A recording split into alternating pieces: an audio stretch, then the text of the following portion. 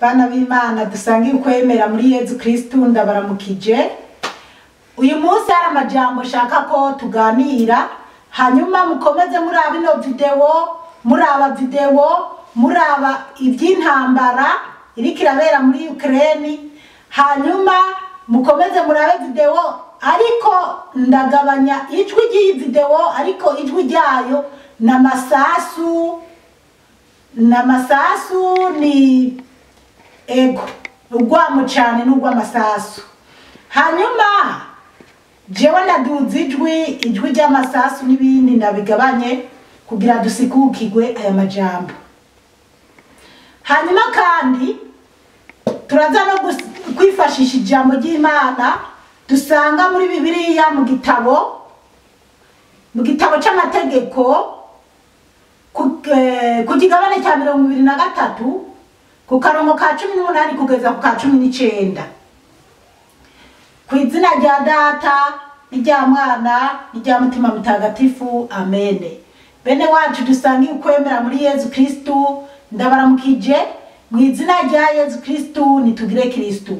Amajambo tugiye gusabikanya, reka tubanze dusome Bibiliya, hanyuma mbanza nababwire amajambo dukwiye kumenya, dutahure neza intambara igomba kuba iy'isi yose. Mbega iyo ntambara mu buhanuzi rimwe, kubera iyi ntambara ntitohagarara hamwe yosatira.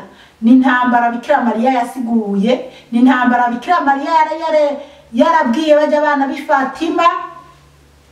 Rero je ndazi ko abagatolika benshi abatari bake, ndazi murabizi neza, nshaka dutahuriye intambara yariyo. Reka rero tubanze dusoma aya majambo, hanyuma turabe impamvu Imana iri gutererana ibihugu ngo bigwane ikaba yinumiye. Ijambo ry'umutwe riravuga ngo ukugwanya ibyo kwiyegurirwa ubusambanyi. Ntihazogire abegurirwa ubusambanyi mu bakobwa b'Isirayeli, ntihazogire abegurirwa ubusambanyi mu bahungu ba Isirayeli. Ntuzokwigere winjiza mu ngoro y'Umukama Imana yawe ituro ry'umumaraya canke impembo y'imbwa, kubera indagano iyo ariyo yose, kuko ibyo byombi ni ishano imbere y'Umukama Imana yawe. Bene wacu muri Yezu Kristu, iri ni ijambo ry'Imana, dushimiye Imana. Aleluya, amen. Bana b'Imana rero, aya majambo arakomeye cyane, ariko nagira mbanze mvuge, mbega iyi ntambara iri kiraba yoba ari intambara ya gatatu y'isi yose? Birashoboka cyane ntibishoboka, ariko icyo ngomba kwibutsa abantu cyane cyane nko ku bagatolika, Bikira Mariya mu ntambara ya gatatu y'isi yose, Bikira Mariya yabonekeye Lucia Francisco na Jacinta. Hanyuma abana babivuga bari abana batoyi cyane, kuko ndumva Lucia yoba yari mukuru muri bo, yari afise imyaka 10, hagati y'imyaka 10 na 12. Rero Bikira Mariya amaze kubonekera abo bana, baza babivuga abantu bakabapinga, ku buryo mbese abenshi muri Gatolika iyo nkuru murayizi, kugeza naho inkuru zambutse imipaka mu bihugu bitandukanye, hageze ko Bikira Mariya aza kubonekera abo bana, abantu n'abahehe bakaza, harabaye itangaza ku ijuru, Bikira Mariya ariko aruruka. N'abatari abagatolika barabizi kandi barabyemera. Je ndafise umuntu w'umunyokuru tubana ari imbere zanje, niwe yama nambwira neza izo nkuru, kandi kabisa mbese bamwe barabyemera. Rero iyi ntambara Bikira Mariya yari yaravuze, yareretse aba bana hari mu ntambara ya kabiri y'isi yose. Hanyuma yarabahishuriye ko azoba n'intambara ya gatatu y'isi yose. usibye ko abo bana bari bamusabye ko nawe yozobajana aho yibera kugira bazohabe, aremerera Francisco na Yasenta ko boba azobajana n'ingoga, ariko ko Rusiya we agomba kwiga ko hari ubutumwa agomba kuzomuha ari nawe azomuha uburenganzira canke ijuru canke Imana ari izomuha uburenganzira bwo kuvuga ubwo butumwa hageze. Iryo banga rero Rusiya yararibanye, mugabo gushika ubu ndazi ko yoba ryaravuzwe Eklezia Gatolika yorizi, nubwo bo batari benshi bazi iryo banga, ariko iryo banga rishobora kuba rizwe. Hanyuma kandi hariho abantu bagiye babonekerwa n'ubu Bikira Mariya arazunguruka isi yose akabonekera abantu. Abagatolika benshi cyangwa abagatolika bakunda gukurikirana inkuru, turazi ko Bikira Mariya yadusabye John nivuge muri 2018 Bikira Mariya yambonekeye, yabanje kuzambonekera mu nzozi, kandi no mu nzozi nyene niho yamnyigishije ishapure y'ububabare bwiwe na Yezu. Ndinga muri Australia ntayo narinzi mu byukuri, sinarinzi ko iyo shapure nabaho. Mugabo Bikira Mariya aransaba ati mwana wanje zurasenga cyane, ufashe bagenzi bawe, ufashe umuryango wawe, ati mwana wanje zurasenga cyane, usabire isi imeze nabi. Ndamubwira ntego mama, ndagukunda nzobikora. Ibyo nzobivuga mu ntahe muri Australia uko icyo kiganiro cyanje na Bikira Mariya cyagenze. Hanyuma ansaba ati mwana wanje rero uzozuravuga ishapure, ati ndagukunda kukunda kuvuga ishapure, uzozuravuga ishapure y'ububabare bwanje n'umwana wanje. Ndamubwira ati mama, igihe cyose kuwa kabiri ndavuga ishapure y'amagorwa. Bikira Mariya arambwira ati ya mwana wanje, ishapure y'amagorwa siyo shapure y'ububabare bwanje n'umwana wanje, atariko ndabona ko atayufise ngiye kugufasha uzogironka. Naramwemereye tego mama nzobikora, ubwo sinoja muri byinshi, mugabo nyuma nemeye neza ko ibyo Bikira Mariya yambwiye kwa rukuri. Iyo shapure yaramfashije koko ndayironka. Hanyuma kandi nyuma Bikira Mariya yarambonekeye kabisa amaso mu yandi, nta jambo na rimwe yamvugishije, mugabo naratahuye ko ibyo yari yambwiye ko ishapure azofasha nkayironka koko ko nayirose. Ibyo nzobisigura mu ntahe yanje yo muri Australia. Hanyuma rero Bikira Mariya rero yarabonekeye abantu batandukanye ngaha mu isi. Iryo banga abagatolika barazi ko yasabye abagatolika gusenga cyane, gusabira isi no gusabira Eklezia no gusabira Papa, kuko Eklezia igiye guhura n'ibibazo kandi Eklezia itorohewe.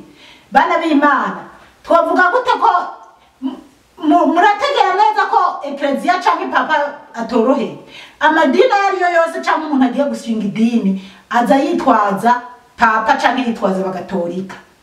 Nagira mbabwire ko Papa burya ntimwibaze ngo bari mu mahoro. Kubera iki?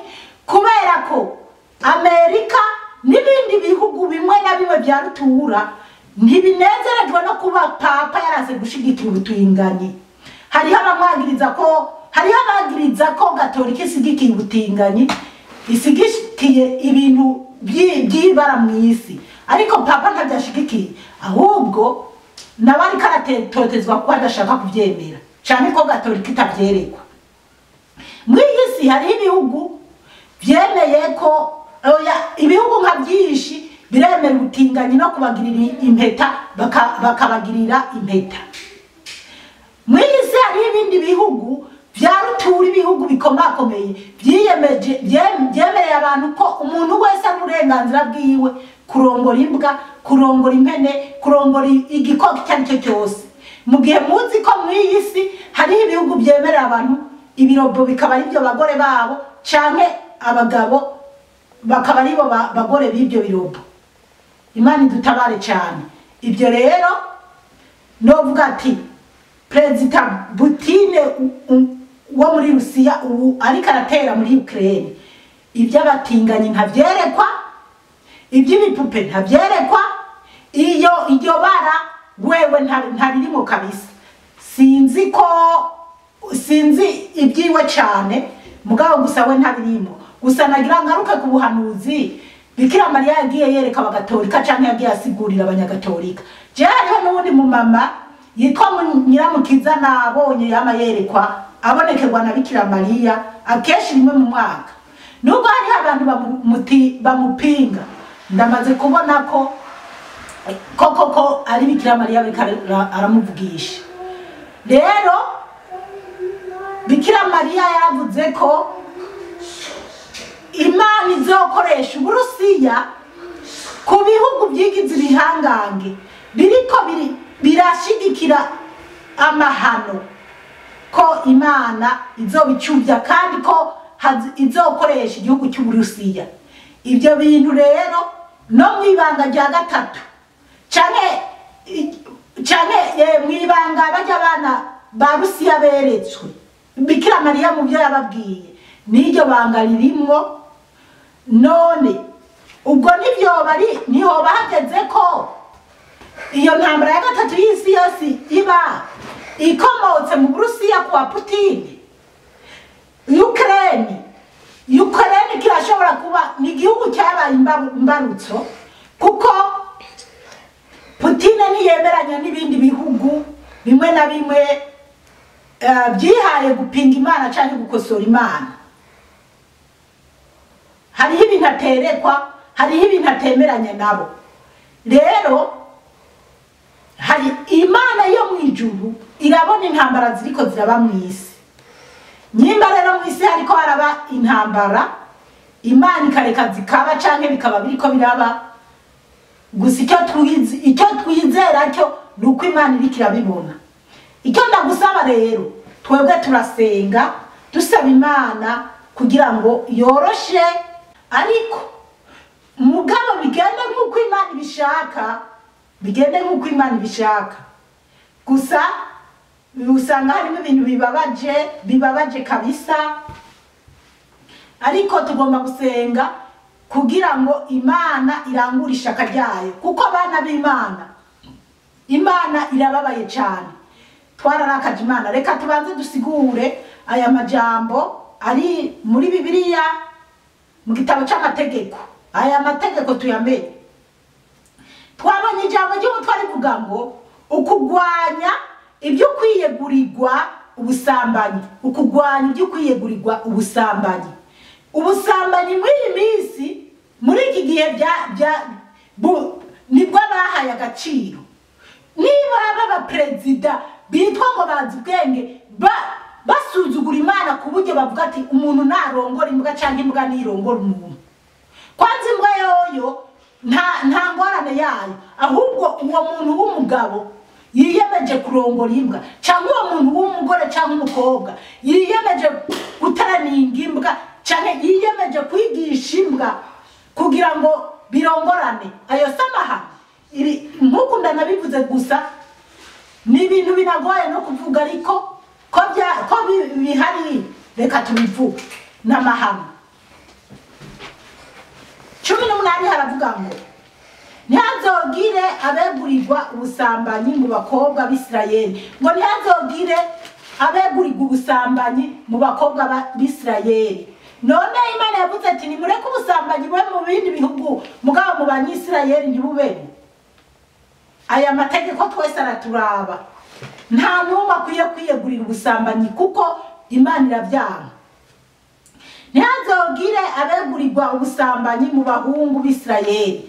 Mbega Imana yavuze ngo abandi bantu nibagende bakora ubusambanyi? Oya, n'abahungu abari bo bose mu isi yose abubaha Imana ntibakwiye kugira ubusambanyi. None ubusambanyi bwavuye muri abo bantu, ubu bwageze ko noneho bigira mu busambanyi bw'imbwa n'ibikoko n'intama n'impene n'ibindi. Imana idutabare cyane. 19 ntuzokwigere winjiza mu ngoro y'umukama Imana yawe ituro ry'umumaraya, ngo ntuzokwigere winjiza mu ngoro yawe ituro ry'umumaraya, mbese mu rusengero, nyimba ari rwa Gatolika, nyimba ari rw'Abaporo, nyimba ari rw'Abadivanisi, nyimba ari mu Bapentekote n'aba Islamu nk'uko. Imana ntiyemera ko ituro ry'umusambanyi rigendayo. Na cyane cyane muri Eklezia Gatolika batubwira ngo niwaramuka ugiye guhereza ishikanwa hageze ko uza guhereza ukibuka ko ufitaniye na mugenzi wawe ibintu bitameze neza cyangwa ufitaniye ikosa n'Imana ngo cusubiza aho banze usubira inyuma mwiyunge. Mugihe rero nama mbona abantu baja ku marutari bavuga ngo nari umusambanyi ngo none ngo jewe gukigira 10 ngo amahera nakura mu busambanyi bikigira 10 narakijana ngo kandi abapastori bakagitora ngo hanyuma nkabasigurira ngo bakanansengera ngo none narabivuye. Burya kuba rukuri kwe umupastori cyangwa umupadiri cyangwa umushehe cyangwa uwari we wese w'umuvuga butumwa akorera Imana by'ukuri agatora amahera y'umusambanyi, Imana ni mu gitabo cy'amategeko ibyo bintu Imana ntibyemera. Hanyuma turabandanya ngo canke impembo y'imbwa ngo canke impembo y'imbwa. Hari aho mugeze mumva muri Bibiliya imbwa bagiye kwishikanira Imana. Turabona yuko bahora bajana utunuma, impene, intama, inka n'ibindi. Imbwa muri Bibiliya usibye ko nyene umuntu ntoba ndiko nabisoma byose ngo nje nahari. Bibiliya iratubuza no gutunga imbwa. Umuntu yemera Imana ntakwiye no gutunga imbwa. Imana idutabare cyane. None ibihugu bimwe na bimwe bishigikiye ko abantu barongora imbwa. Ubwoko k'iryo si barajyaguye bisigikiye ubutingani. Iryo si barajyaguye. Hari igihe ngarutse ubwenge inyuma nkiyumvira nkavuga nti nyimba iyi ntambara yadutse reka tubireke Imana mugabo gusa dusenge kuko Bikira Mariya abonekera Francisco na Yasenta na Rusiya yababwiye gusenga cyane ko n'abantu bakwiye kuvuga ishapure cyane. Tuze turavuga